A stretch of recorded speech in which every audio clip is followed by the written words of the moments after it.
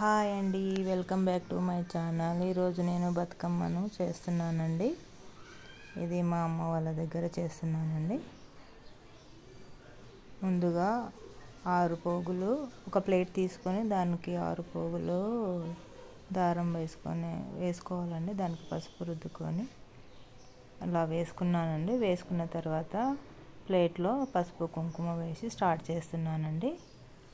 ముందుగా ఒక 5 ఆకులు పెట్టుకొని 5 ఆకుల పైన ఇలా బంతి పువ్వులు ఒకటి తర్వాత ఒకటి అన్నీ ఒకే సైజు ఉండేటట్టు తీసుకున్నానండి. ఇక్కడ నాకు హెల్ప్ చేయడానికి మా అన్న కూతుళ్ళు హెల్ప్ చేస్తున్నారండి. ఇలా ఒకటి తర్వాత ఒకటి పేర్చుకుంటూ మధ్యలో ఆకులు వేసుకుంటూ ఇది బీరాకు వేస్తున్నానండి. బీరాకు స్టార్టింగ్లో బీరాకు వేయాలి, ఆ తర్వాత ఇంకా ఏవైనా వేసుకోవచ్చండి. బతుకమ్మను ఇలా తయారు చేస్తున్నానండి. ఎంతో ఇష్టంగా తయారు చేస్తానండి. ఇది నేను ప్రతిసారి నేనే చేస్తానండి. ఇలా వరుసగా ఒకటి తర్వాత ఒకటి లేయర్గా పేరుస్తానండి. ఫస్ట్ రెడ్ తీసుకున్నాను, ఆ తర్వాత ఎల్లో, ఆ తర్వాత వెల్వెట్ పూలు. ఇలా ఒకటి తర్వాత ఒకటి పేర్చుకుంటూ రావాలండి. ఆ మధ్యలో ఆకులు వేసేయాలండి. వేసి ఇలా అన్ని పువ్వులు ఇలా పరుచుకున్నామండి. ఒకే సైజు కావాలి కదా. ఇలా ఇద్దరము నాకు చిన్న హెల్ప్ చేస్తుందండి పాప. ఇలా అన్నీ ఒకటి తర్వాత ఒకటి పేర్చుకుంటూ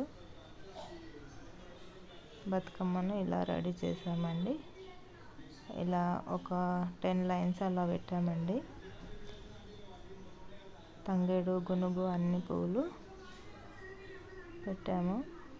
ఇలా బతుకమ్మ రెడీ అయ్యింది ఫ్రెండ్స్. బతుకమ్మ ఎలా ఉందో చెప్పండి. పైన పట్టుకుచ్చులు వెల్వెట్ అంటారు, అవి పువ్వులు పెట్టాను. ఇది తోడు బతుకమ్మ. ఇలా 2 రెడీ చేశాక దానికి పూజ చేయాలండి.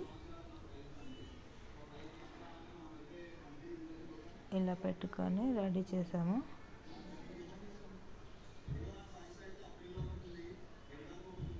ఇలా రెడీ చేశాక బతుకమ్మ ఆడడానికి బయటికి వెళ్ళామండి. అక్కడ అలికి ముగ్గు వేసి బతుకమ్మలను అక్కడ ఉంచి బతుకమ్మ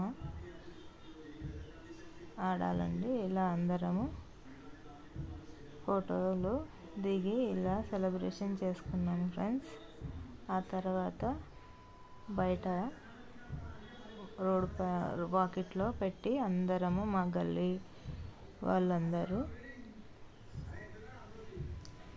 ఇలా అందరము కలిసిమెలిసి ఆడుకున్నాము. ఇలా సెలబ్రేషన్ చేసుకున్నామండి బతుకమ్మను. అయితే మీరు ఎలా చేసుకున్నారో చెప్పండి. Like please.